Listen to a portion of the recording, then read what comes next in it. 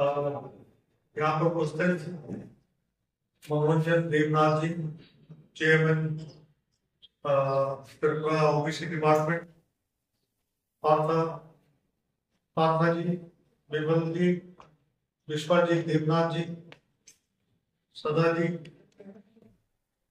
और यहाँ पर उपस्थित सभी हमारे जो प्रेस कॉरेस्पॉन्डेंट हैं, जो हमारे पत्रकार भाई हैं, आज जो है आप जानते हैं कि 26 नवंबर 2024 को दिल्ली के तालकटोरा स्टेडियम में संविधान रक्षक अभियान की शुरुआत की थी और ये 75वीं वर्षगांठ है, 75th वर्षगांठ है संविधान की, क्योंकि 26 नवंबर 1950 को संविधान लागू कर दिया गया और उसके बाद जो है 26 जनवरी 2024 को तक ये अभियान चला। अभी भी जो है ये पूरे देश भर में और नारा है जय भी, जय बाबू, जय संविधान, ये हमारा नारा है। और मैं समझता हूँ कि जो हमारा संविधान है उसकी रक्षा करना हमारा परम धर्म बनता है, परम धर्म बनता है हमारा, क्योंकि 2024 के लोकसभा चुनाव में बीजेपी का जो आरएसएस है उसने कभी हमारे संविधान को कभी मानता नहीं दी और मनुस्मृति को ज्यादा प्रेफरेंस दिया उन्होंने। तो उसको देखते हुए ये जो मनुस्मृति है उसको मानते हैं। उन्होंने 65 साल तक नागपुर में जो उनका हेडक्वार्टर है आरएसएस का, वहां कभी भी राष्ट्र ध्वज नहीं फहराया और बड़ी शर्म की बात है कि मोहन भागवत जी ने कहा कि हमारा देश 15 अगस्त 1947 में आजाद नहीं हुआ था, जिस दिन राम मंदिर का उद्घाटन हुआ उस दिन देश आजाद हुआ। इसका मतलब जो हमारे स्वतंत्र सेनानी है, सुभाष चंद्र बोस हो, पंडित जवाहरलाल नेहरू हो, महात्मा गांधी है, भगत सिंह है, सरदार पटेल है, चंद्रशेखर आजाद जिन्होंने देश के आजादी में अपनी जान दी, तो ये आजादी को मानते नहीं है। राम को सब मानते हैं और राम मंदिर जो है कोर्ट के ऑर्डर से बना है, लेकिन ये कहना कि हमें आजादी जो है जिस दिन राम मंदिर बना उस दिन हमें आजादी मिली है, इसकी मैं कड़ी आलोचना करता हूं। और मैं समझता हूं कि हमारा एजेंडा एक ही है कि किस तरीके से जो सांप्रदायिक ताकतें हैं उन्होंने पूरा कंट्रोल, जितने भी हमारी संवैधानिक संस्थाएं हैं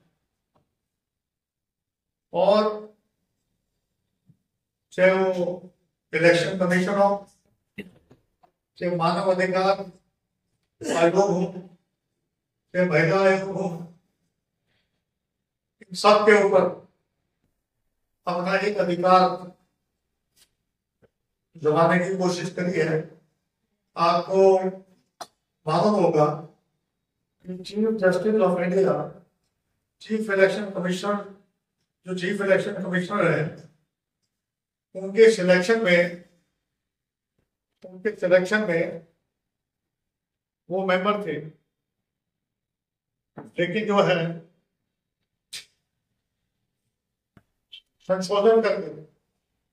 इन्होंने संशोधन करके चीफ इलेक्शन कमिश्नर की जो सिलेक्शन है उसमें चीफ जस्टिस ऑफ इंडिया को निकाल दिया। राहुल गांधी जी ने अभी जब हमारा पार्लियामेंट चल रहा था लोकसभा में, उस टाइम कहा भी था कि मैं विपक्ष का नेता हूं, एक मेंबर तो विपक्ष का नेता है, एक प्रधानमंत्री और एक केंद्रीय मंत्री, तो वो हो जाएंगे और एक राहुल जी रह जाएंगे, तो मनमर्जी करेंगे। तो प्रश्न ये उठता है चीफ जस्टिस ऑफ इंडिया उनको हटाया क्यों गया? इसलिए हटाया गया ताकि इलेक्शन कमीशन जो है मर्जी के मुताबिक बने। तो ये संविधान के भी सब अपमान है और जो हमारी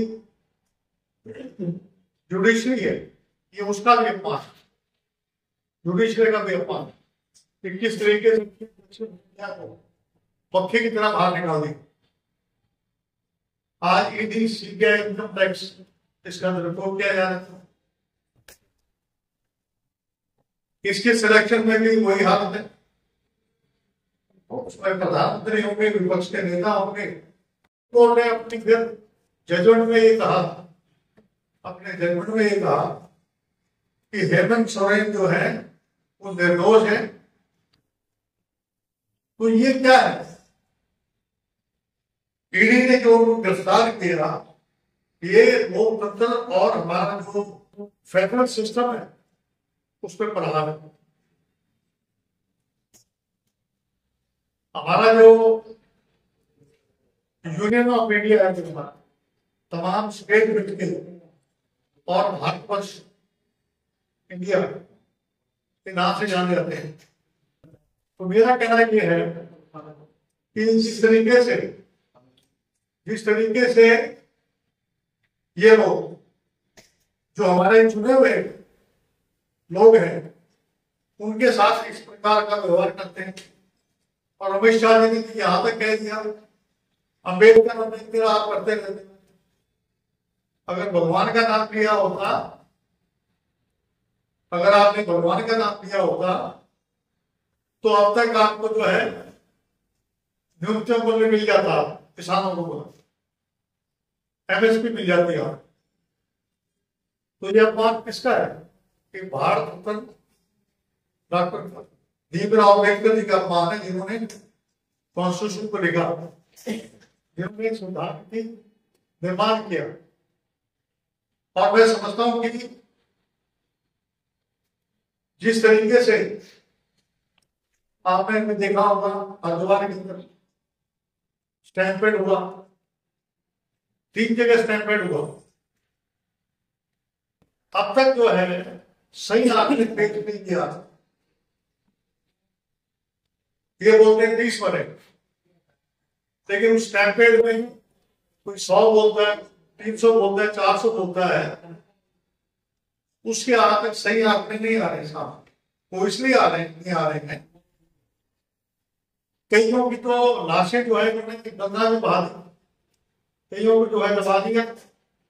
आज भी जो उनके परिवार है मारने। तो मेरा कहने का मकसद ये है कि इनको चाहे इनकम टैक्स डिपार्टमेंट हो उसका दुरुपयोग कर रहे हैं, सीबीआई का दुरुपयोग कर रहे हैं, सही मामला आगे सामने लाने की कोशिश नहीं कर रहे हैं। और जितनी भी हमारी सरकारी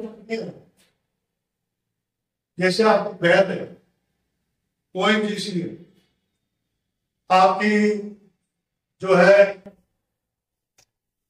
ऑर्डिनेंस फैक्ट्री है, एयरपोर्ट है, बंदरगाह है, सीपोर्ट जो है, और सबका निजीकरण कर रहे हैं, प्राइवेटाइजेशन कर रहे हैं। उससे क्या होगा? उससे आरक्षण हमारा क्या तो ये कहें कि हम निजीकरण करेंगे तो उसमें हम आरक्षण देंगे 50%, जो अभी तक मिल रहा है, जो मंडल कमीशन की रिपोर्ट को मुताबिक मिलना चाहिए।